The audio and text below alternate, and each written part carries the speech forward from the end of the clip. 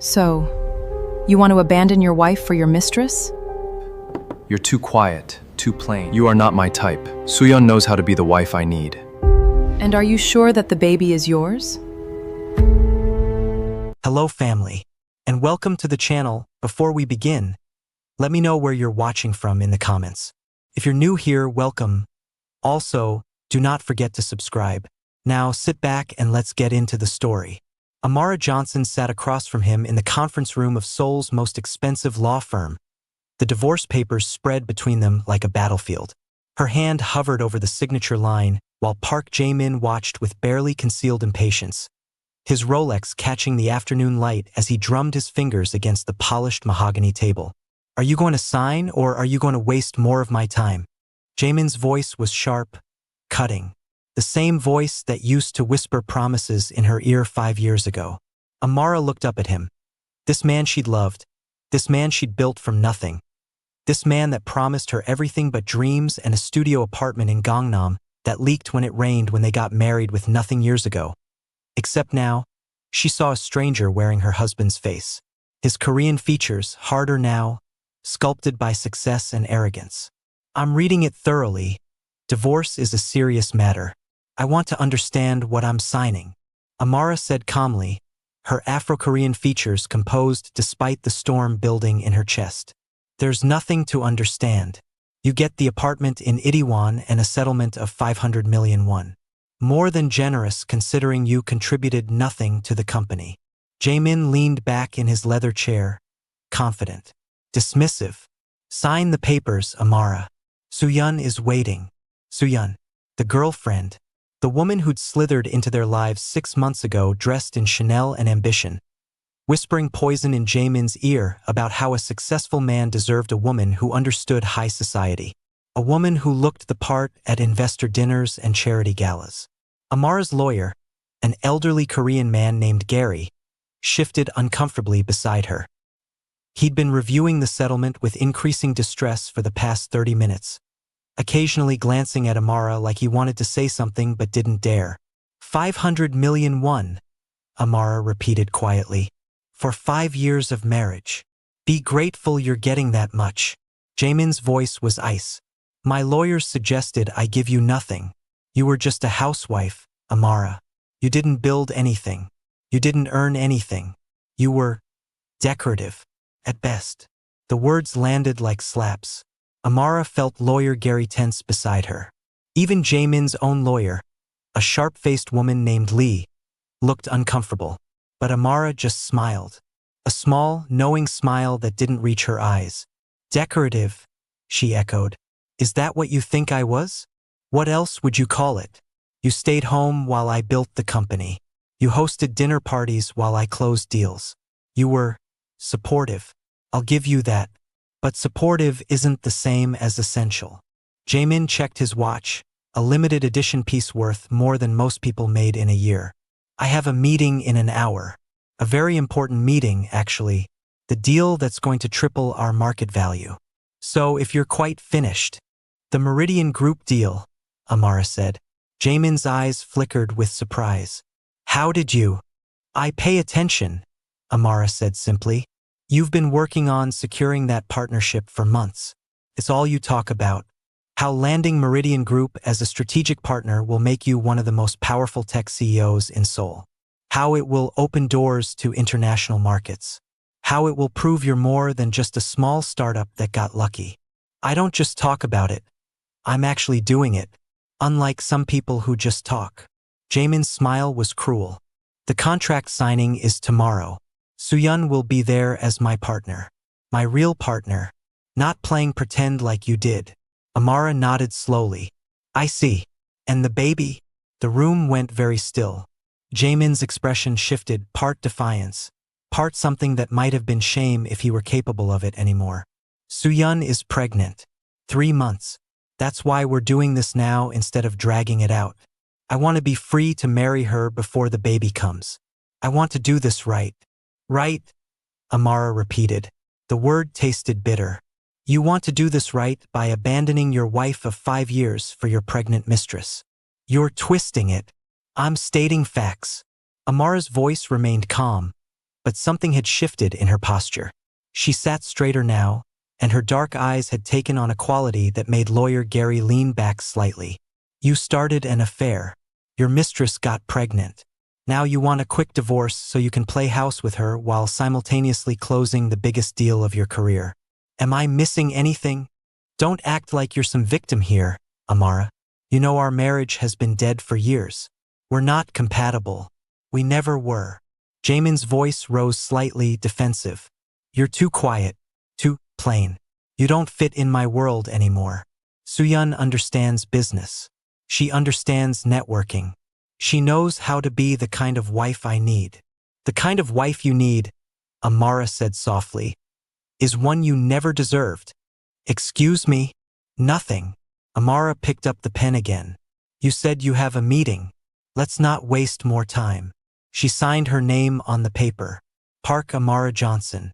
The name she'd taken when they married, hyphenating her maiden name with his family name because she'd loved him enough to bridge their cultures, to build something new together.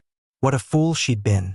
Jamin snatched the papers almost before she'd finished, barely glancing at them before scrawling his own signature. His relief was palpable. He actually smiled. That charming smile that had first made her fall in love with him in university when he was just a broke engineering student with big dreams. Thank you, he said, and had the audacity to sound magnanimous. This is better for both of us. You'll see. You can find someone more suitable. Someone who appreciates your qualities. I'm sure I will, Amara agreed, standing. She gathered her simple black purse, real leather, but not designer, and looked at her now ex-husband one last time. Good luck with your meeting tomorrow, Jamin. I hope Meridian Group is everything you dreamed of. It will be. Jamin was already texting someone, probably Soo-yeon, probably some saccharine message about being free now. They're the best strategic partner we could ask for. The CEO is notoriously selective, but my proposal was flawless. This deal will change everything. I'm sure it will, Amara said. She turned to leave, but paused at the door. Oh, Jamin. What? He didn't even look up from his phone. I suggest you review the ownership structure of your company before that meeting tomorrow. Just as a precaution. What are you talking about? Nothing important. Just a suggestion from your decorative ex-wife. Amara smiled that smile again. Goodbye, Jamin. Try not to embarrass yourself tomorrow. She left before he could respond, her heels clicking against the marble floor with perfect rhythm. Lawyer Gary hurried after her. Once they were in the elevator, the elderly lawyer finally spoke. Ms. Amara, I must say, you did excellently, Lawyer Gary. Thank you for your patience. But the settlement, it's insultingly low. We could fight. I don't need to fight, Amara said calmly, watching the floor numbers descend.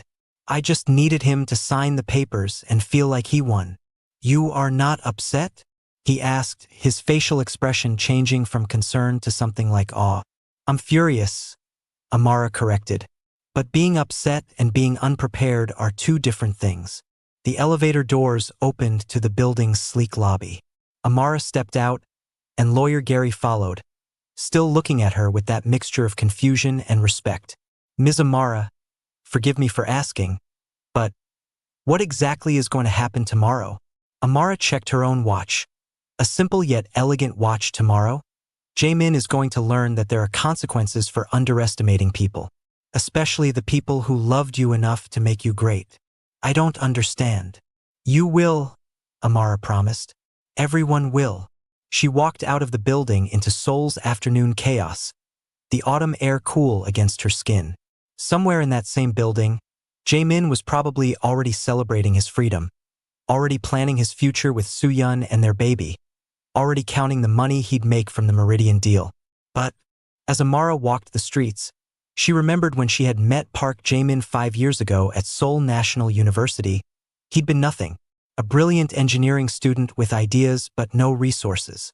His family had money but refused to support what they saw as a risky venture. He'd been alone, brilliant, and desperately trying to find funding for a revolutionary software platform he'd designed. Amara had been getting her MBA, working 3 part-time jobs to support herself because her Nigerian father had passed away and her Korean mother's family had disowned her for marrying outside their race. She understood struggle. She understood what it meant to build something from nothing. She'd fallen for Jaemin's passion first, his brilliance second, and his vulnerability last.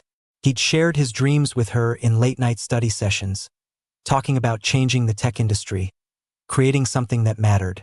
And she'd believed in him. More than that, she'd helped him. When he couldn't get investors, she'd used her connections from business school. When he needed capital, she'd put up her own savings as seed money. When he needed a business plan that would actually work, she'd written it. When he needed someone to handle operations while he focused on development, she'd stepped in. For 2 years, they'd built it together. His company, their company, really, though his name was on everything. She'd been the one negotiating with vendors while he coded. She'd been the one managing finances while he pitched to investors. She'd been the one working 18-hour days to make sure payroll was met while he attended tech conferences. And when they'd finally gotten that first major contract, when success had seemed certain, she'd stepped back, taken a background role, let him shine, because she'd loved him, because she'd believed that his success was their success. Because she'd been stupid enough to think that building something together meant you'd share the glory. But success changes people.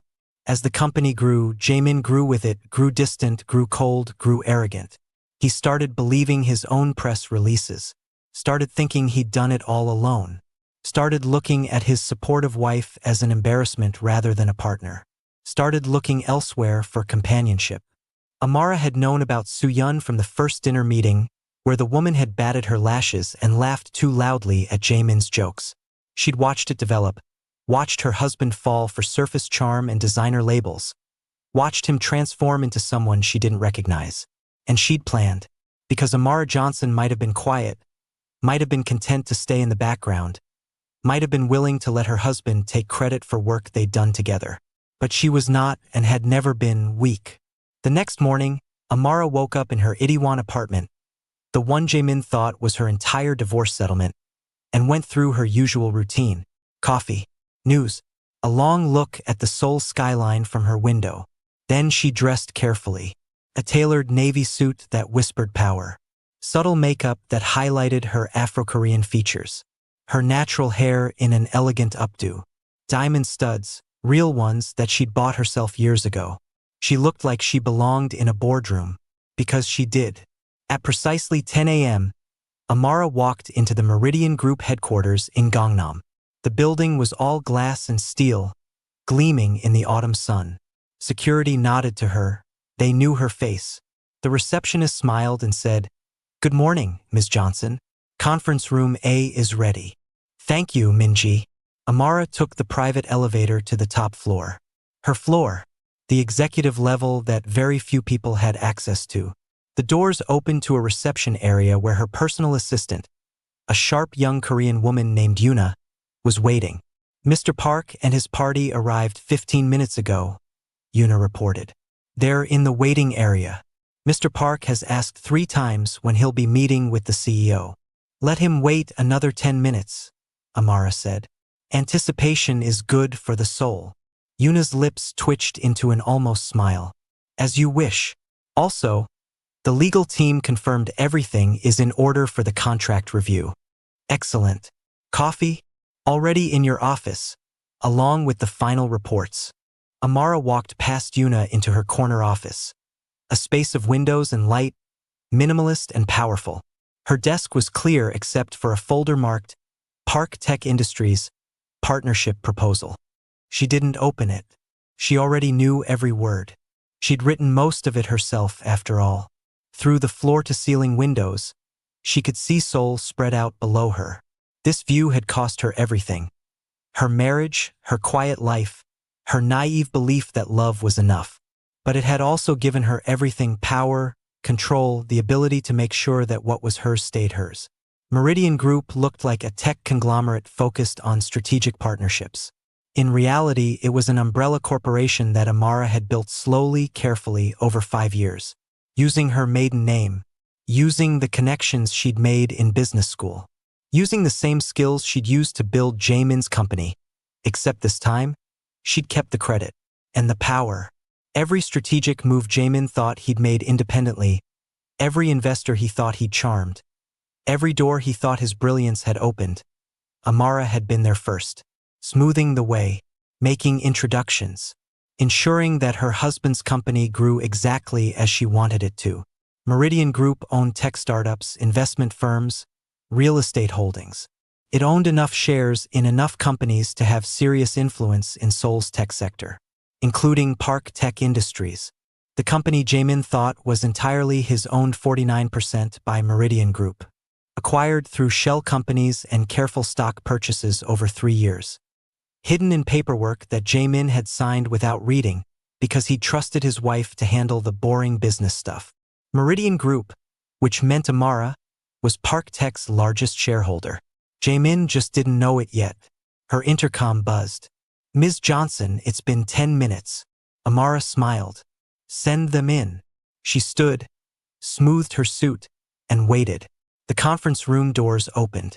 Jamin walked in first, confident and smiling. Soohyun beside him in a dress that probably cost more than the average monthly salary. Behind them, Jamin's legal team and 2 of his board members filed in. Jamin was talking, mid-sentence. "Really appreciate Meridian Group taking this meeting. I know the CEO is notoriously private, but I'm confident that once we present our proposal." He stopped walking, stopped talking, stopped breathing, it looked like, because Amara was standing at the head of the conference table, exactly where the CEO of Meridian Group should be standing. "Hello, Jamin," she said calmly. "Thank you for coming. Please, sit down." The silence that followed was exquisite. Jamin's face went through a journey. Confusion, disbelief, denial, and finally, a creeping horror. His mouth opened, closed, opened again. "Amara?" His voice cracked. "What are you? Why are you?" "I'm the CEO of Meridian Group," Amara said pleasantly, gesturing to the chairs. "Didn't anyone mention that in the briefing materials? I'm sure my assistant sent over all the relevant information." Soohyun, who'd been examining her manicure, finally looked up and saw who was speaking. Her perfectly made-up face went pale. One of Jamin's board members, an older man named Director Cho, was staring at Amara with his mouth hanging open. "But you're Park's wife. Ex-wife now, I suppose, but ex-wife as of yesterday, yes. CEO of Meridian Group for 5 years. Both can be true simultaneously." Amara sat down at the head of the table and opened the folder in front of her. "Shall we discuss your partnership proposal?" "This is impossible," Jamin said, but his voice had gone quiet, shaky. "You can't be. Meridian Group is worth billions. You can't possibly own it, control it, have built it from nothing while simultaneously helping you build your company." Amara looked up at him, and her eyes were cold. "I assure you I can." "I did. Please sit down, Jamin. We have business to discuss." But no one sat. Soohyun's hand was gripping Jamin's arm, her knuckles white. "This is some kind of joke. Some kind of revenge plot." "It's business," Amara corrected. "Revenge would be petty. This is simply me protecting my investments. You see, Meridian Group has held significant shares in Park Tech Industries for 3 years now. 49% to be exact. We're your largest shareholder." Director Cho sank into a chair like his legs had given out. 49%? That's impossible. We would have known. The board would have been notified. The board was notified. Every acquisition was properly documented and voted on. You signed the approval forms yourself, Director Cho. Several times. Amara slid a document across the table. "Here's the ownership structure you should have reviewed before coming to this meeting. Though I understand why you didn't. Jamin has always been casual about paperwork he considers beneath him." Jamin finally moved, stumbling to the table and grabbing the document. His hands shook as he read. Amara watched his face as realization dawned, watched him understand that every expansion, every investor, every strategic decision had been guided by the woman he'd just divorced. "This can't be legal," he whispered. "You can't just You can't have done this without telling me. I did tell you. Every step. Every acquisition. I sent you the paperwork. You signed it without reading it because you trusted me to handle the boring stuff. Amara's voice was gentle, almost pitiful. You thought I was just your supportive little wife, taking care of administrative tasks so you could focus on being brilliant. You never bothered to ask what I was actually doing with all that power of attorney you gave me. You tricked me. I helped you, Amara interrupted, and now there was steel in her voice. I built your company from nothing. I found your investors. I negotiated your contracts. I managed your operations.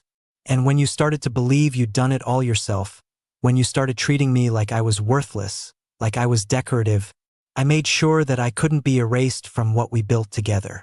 She stood, and suddenly the room felt smaller, like her presence had expanded to fill every corner. So let me be very clear about our situation.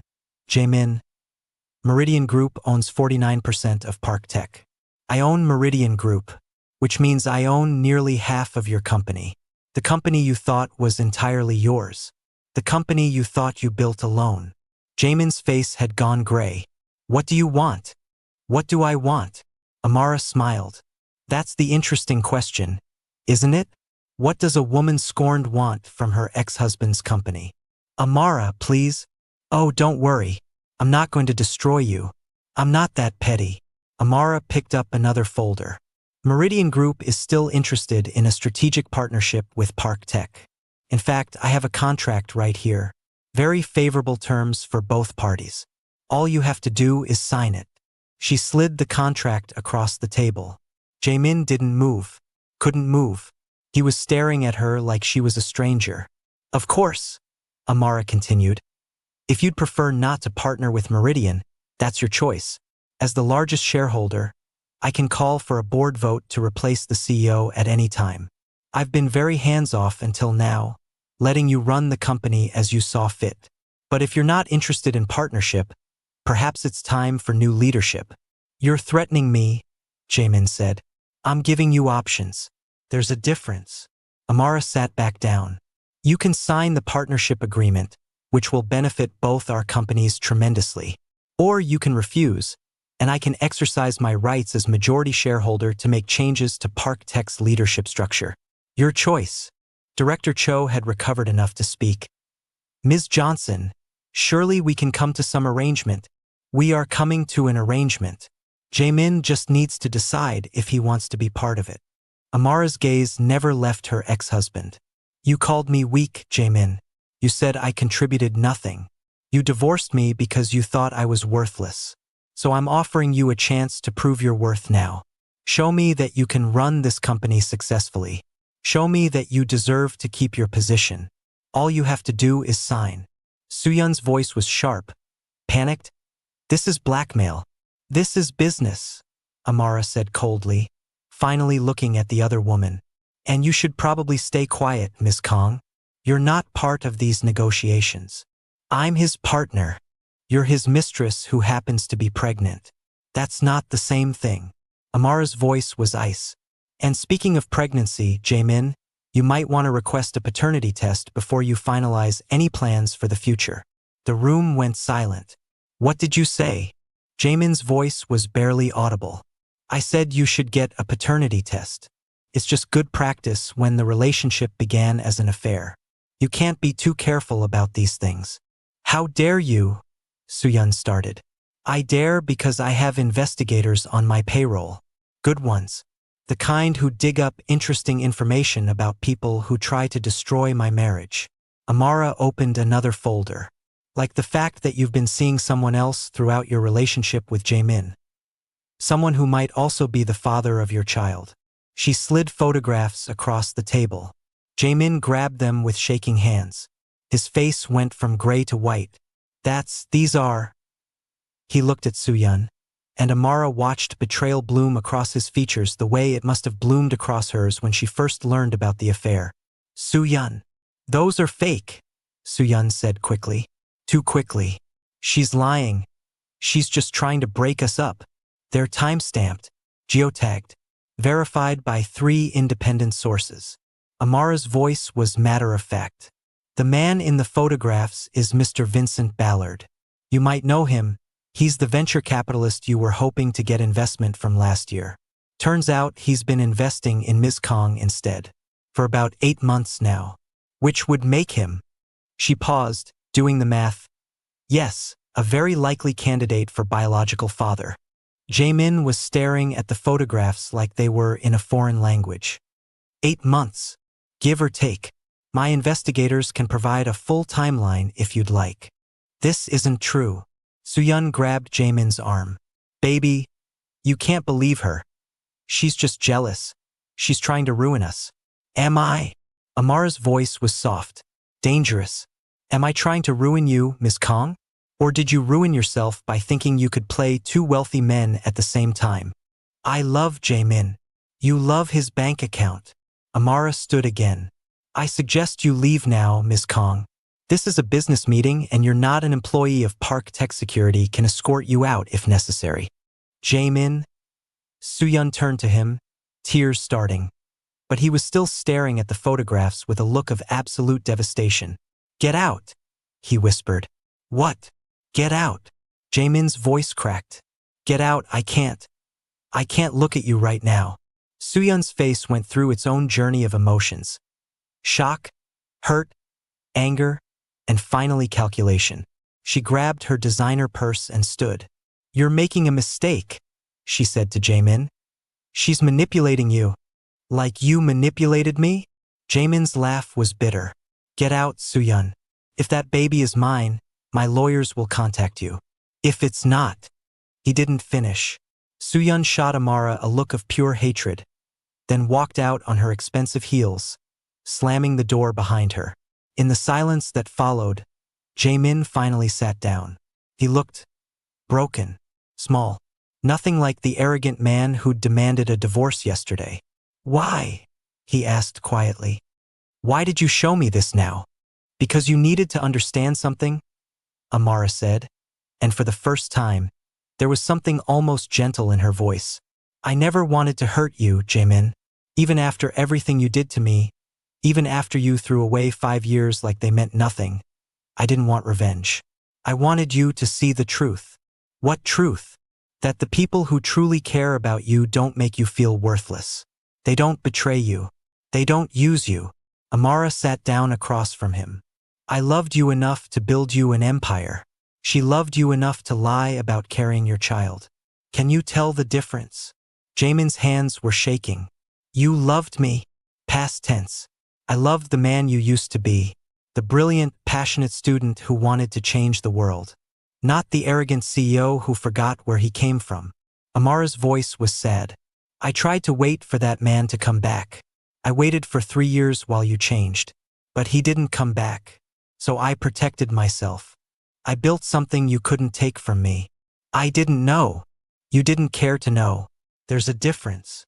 Amara pushed the contract toward him again. This partnership is real, Jaemin. It's good business for both companies. I'm not offering it because I still love you. I'm offering it because I'm a good CEO and I recognize strategic opportunities. The question is, are you a good enough CEO to put aside your pride and sign it? Jaemin looked at the contract, at Amara, at the photographs of Soo-yeon that were still scattered on the table. What happens if I don't sign? I call a board meeting. I vote to replace you as CEO. Someone else runs the company you built. Well, the company we built, and I still get my strategic partnership. Amara's voice was matter-of-fact. You lose everything. I lose nothing. Those are your options. That's not fair. Fair. Amara's laugh was sharp. You divorced me yesterday, called me worthless, and are expecting another woman's baby. You want to talk about fair? Jaemin flinched. I believed I'd done it all myself. I believed I was successful because of my brilliance, my hard work. You are brilliant. You did work hard. But you didn't do it alone. And pretending you did was the biggest mistake you ever made. Amara stood. I'm going to give you 24 hours to think about this. Review the contract. Talk to your lawyers. Talk to your board. Then decide if you can swallow your pride enough to work with the woman you underestimated. She walked to the door, then paused. And Jaemin? Get that paternity test. If the baby is yours, you should step up and be a father. If it's not, well, consider it a lesson learned about trusting the wrong people. Amara left him there, surrounded by his shocked board members and the evidence of his own foolishness. She felt no triumph, no joy, just a deep, hollow ache where love used to be. But she felt something else too, something stronger. She felt free. The news spread through Seoul's business community like wildfire. Park Jae-min's ex-wife was actually a powerful CEO who owned half his company. The man who'd been so confident, so arrogant, had been completely blind to his wife's real power. He became a cautionary tale, a joke, the CEO who divorced his secret boss. Jae-min signed the partnership agreement 48 hours later. He had no choice. His board made that clear. Director Cho had spent time reviewing the last 3 years of paperwork and realized with growing horror just how much Amara had shaped the company's growth. Without Meridian Group's support, without Amara's support, Park Tech would struggle. The partnership moved forward. Amara remained professional, cordial even. She attended meetings, provided strategic guidance, and never once mentioned their failed marriage or his betrayal. As for Soo-yeon, the paternity test came back 3 weeks later. Vincent Ballard was the father. The confrontation that followed made headlines. Vincent, who was married with 2 children, had no interest in leaving his wife for a mistress. Soo-yeon found herself abandoned by both men, pregnant and alone. Amara heard about it through the rumor mill but felt no satisfaction, just pity. Soo-yeon had gambled on using her pregnancy to secure a wealthy husband and lost everything. Sometimes karma didn't need help. It managed just fine on its own. Amara had sat in her office reviewing contracts when a message came. Her intercom buzzed. "Ms. Johnson, you have a visitor." A man entered. He was tall, powerfully built, with features that spoke of wealth and danger in equal measure.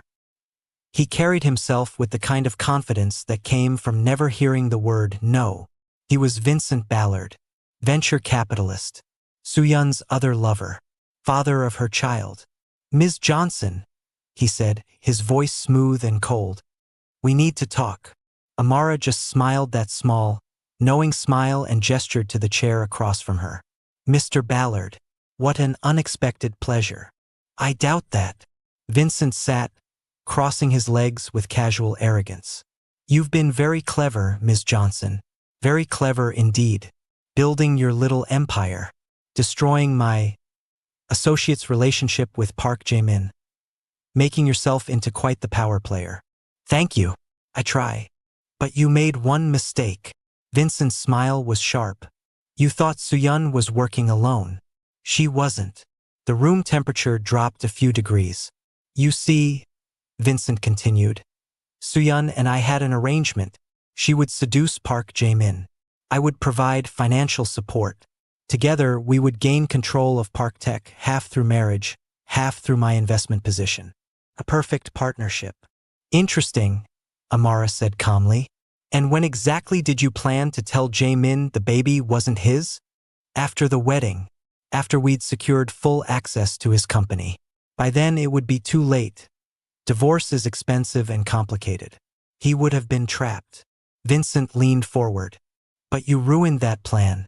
You exposed Soo-yeon. You took Park Jae-min back under your protection.